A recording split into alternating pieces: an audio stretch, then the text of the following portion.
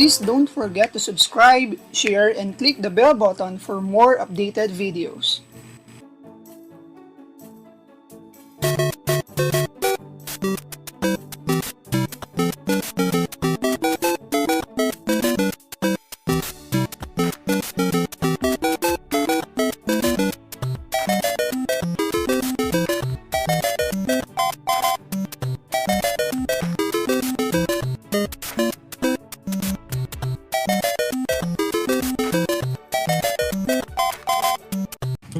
Hello everyone, welcome to my channel. So today we will be learning on how to use PowerPoint presentation in creating your lessons or video lessons. So let's jump in.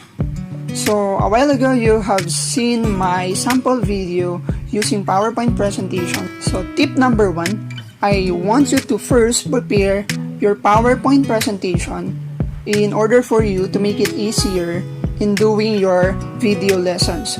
In addition to that, I would recommend to add animations and even transitions. And next to that would be tip number 2, I am asking you to prepare a script for your video lessons. So here's the trick now. I'll be showing you on how to record your PowerPoint presentations and make it into a video in just a few steps. So let's begin.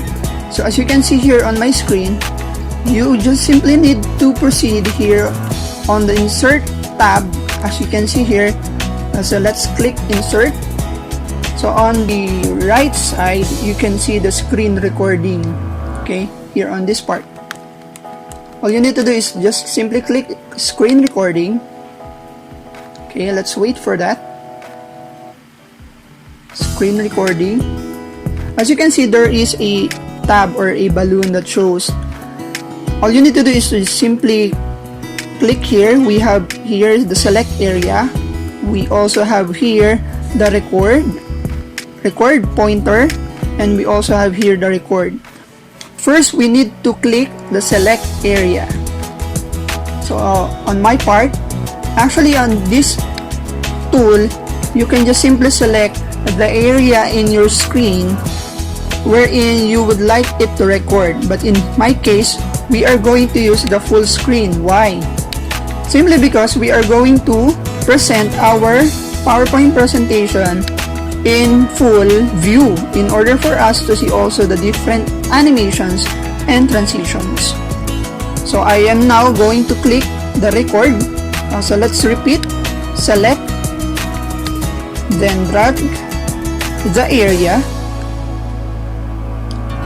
By the way, for shortcut keys, we can use the Windows logo key plus Shift R to start recording, and you may use the Windows logo key plus Shift Q to end the recording. Okay, let's begin.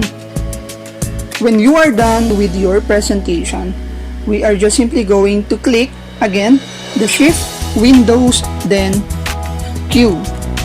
So after clicking that, you'll be having here the recorded videos. Okay, so in order for you to have it in a video file format, so let's close this first.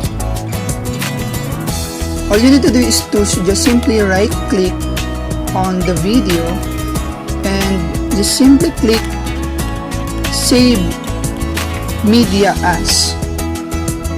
Okay, let's click that. And after clicking it, you'll be having here the MP4 format. All you need to do is to rename it lesson 1, for example. Then just simply save it in your desired area. So on this part, I'll be saving it in my desktop so that I can see it easily.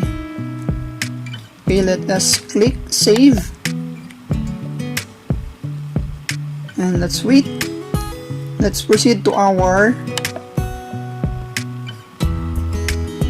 and here we already have our lesson. So I hope you've learned something today.